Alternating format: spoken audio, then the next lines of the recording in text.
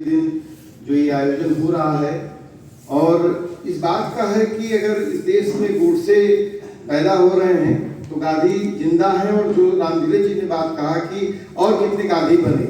सवाल मुझे लगता है कि इससे बढ़ना चाहिए। और ओपी सिन्हा जी ने जो बात कहा कि हमें आगामी दिनों में क्या चीजों को देखते रहना चाहिए, तो दो तीन संदर्भों में बात करते हुए अपनी बात समाप्त करूंगा, क्योंकि बहुत सारे हमारे वरिष्ठ लोग यहाँ बात रखे हैं। तो मुझे लगता है कि गांधी जी की शहादत का सवाल कि गांधी जी को गोडसे ने क्यों मारा होगा, तो मुझे जो लगता है कि जितना मेरी समझदारी है, जितना पढ़े तो नहीं, ज्यादा सुने ही हैं, कि गांधी जी का उस दौर में दो सवाल महत्वपूर्ण थे। एक तो हिंदू मुस्लिम एकता की बात और दूसरा बाबा साहब भीमराव अम्बेडकर की जो बोनापार्ट के बाद जो उनके संबंध बनते हैं, उसके बाद भेदभाव अस्पृश्यता का सवाल। और गांधी इन दोनों सवालों से टकरा रहे हैं। और मुझे लगता है कि साफ तौर पर मैं जब गांधी बोल रहा हूं तो मैं एक दोस्ती के भाव बोलूंगा, गांधी जी बोलूंगा तो मेरा दोस्ती के भाव नहीं, भगवान बनाने का जो स्वरूप रहेगा वो बोलेंगे। और मुझे लगता है कि गांधी किसी भी लीडर को स्पेस और टाइम में देखना चाहिए। ये जरूरी नहीं कि मैं आज जो बोल रहा हूँ यही रहूंगा और कल मैं कुछ और बदल सकता हूँ, और होना चाहिए। और बोनापार्ट के बाद गांधी जी बदल रहे हैं, उनकी तमाम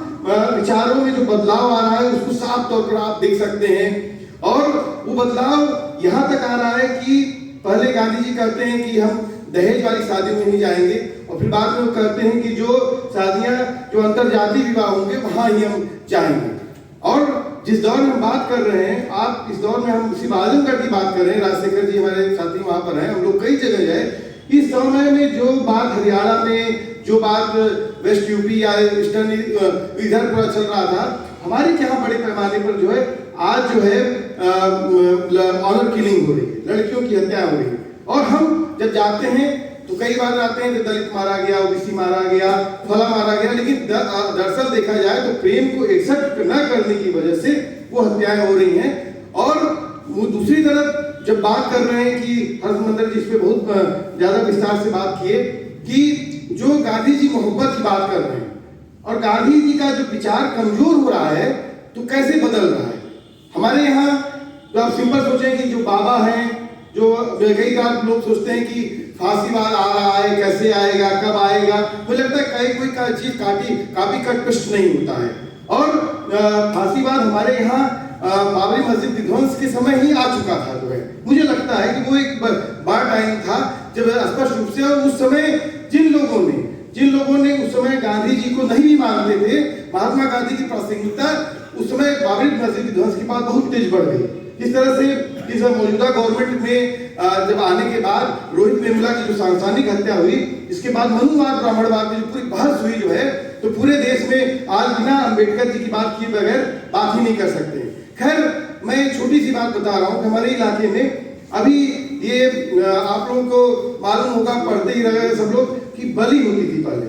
और इस दौर में फिर से हमारे समाज में बलि प्रथा बढ़ गई। और आजमगढ़ में ही हमारे क्या एक लड़का, साबिर नाम का छोटा सा लड़का था, और उसको जो है उसके पड़ोसी ने ही ले जाकर के उसकी बलि कर दी। और वही नहीं,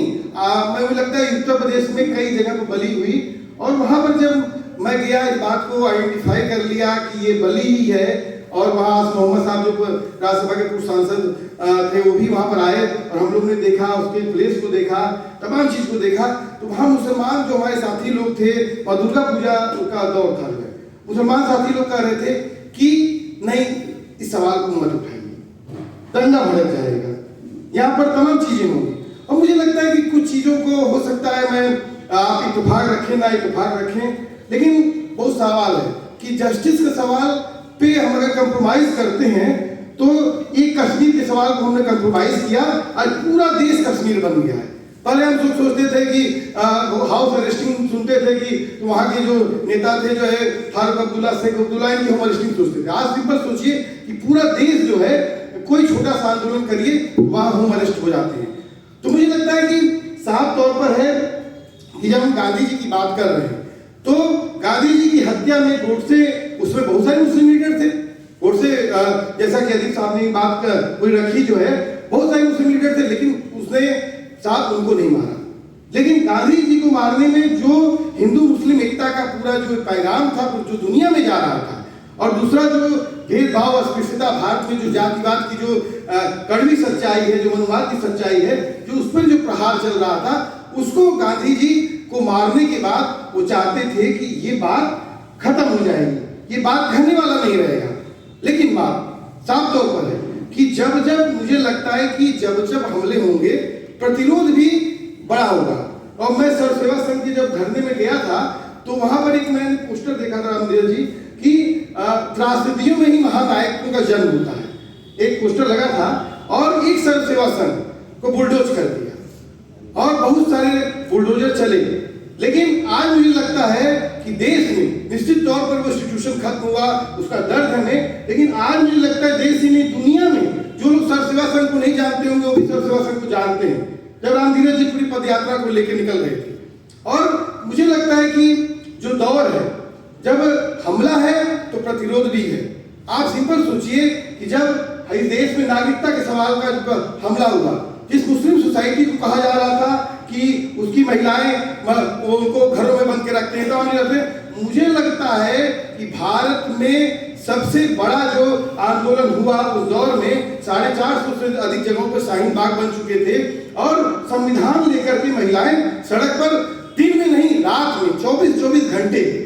ये हमारा ये जो गांधी का मॉडल है, इस देश का जो मॉडल है वो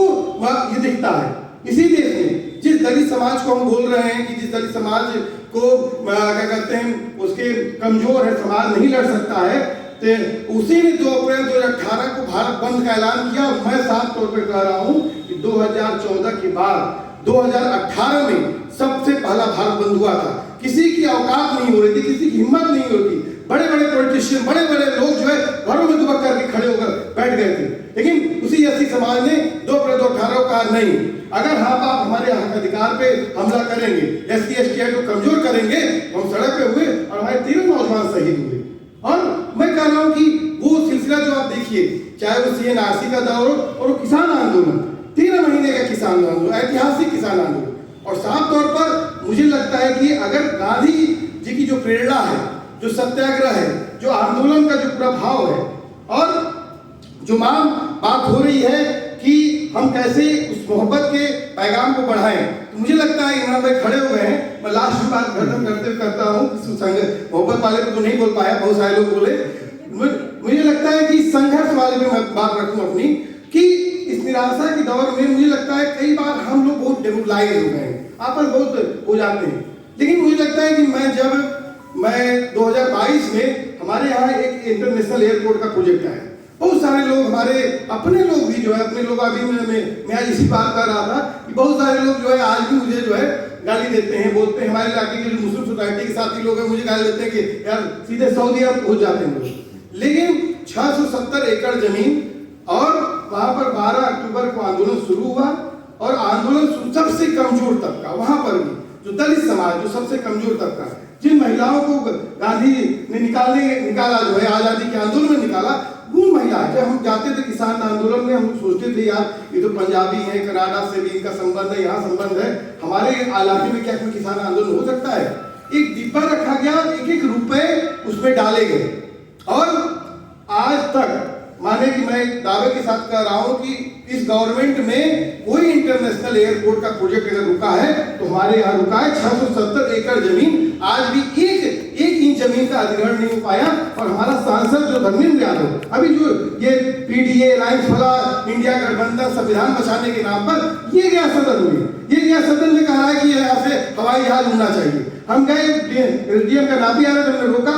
हमने डीएम से मिले, हमने कहा कि भाई ये क्यों नापी कर रहे हैं? उन्होंने कहा कि सांसद ने कहा उनकी जमीन है,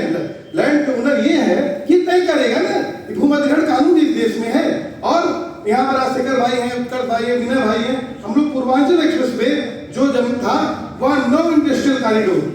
और 5 न्यू एनर्जी प्लांट। और 5 न्यू एनर्जी प्लांट क्या है? जो हमारे शहरों का कचरा है, गीला कचरा, सूखा कचरा ले जा करके शहरों को वहां पर जा चाहते हैं कि उसको रिसाइकिल करके करें, हमारी फसल को भी बर्बाद करेंगे, नस्ल को। और वहां पर भी मैं लास्ट बात खत्म कर रहा हूं, वहां पर भी एक तुलसी नगर इंटर कॉलेज है, मैं रामधीरज जी से कल बात कर रहा था, और वहां पर एक तुलसी साव थे, कलकत्ता में जो है बिजनेसमैन थे और गांधी जी की प्रेरणा से वो आए और 43 में उन्होंने आकर के एक स्कूल की स्थापना किया और सन 1949 में उसको स्कूल को मान्यता मिली और उसी स्कूल को पूर्वांचल एक्सप्रेसवे के नाम पर अखिलेश यादव ने सबसे पहले उसको कागज से बाहर कर दिया कि जमीन हाईवे में और 10 बीघा जमीन को पूर्वांचल एक्सप्रेस में डाल दिया और ये मौजूदा गवर्नमेंट आई, इन्होंने रिलायंस को 22 टन एनर्जी पैदा करने के लिए उन्होंने वहां पर एक प्लांट लगाने की बात की, लेकिन वहां पर भी जनता खड़ी हुई और हमारे यहाँ आजमगढ़ में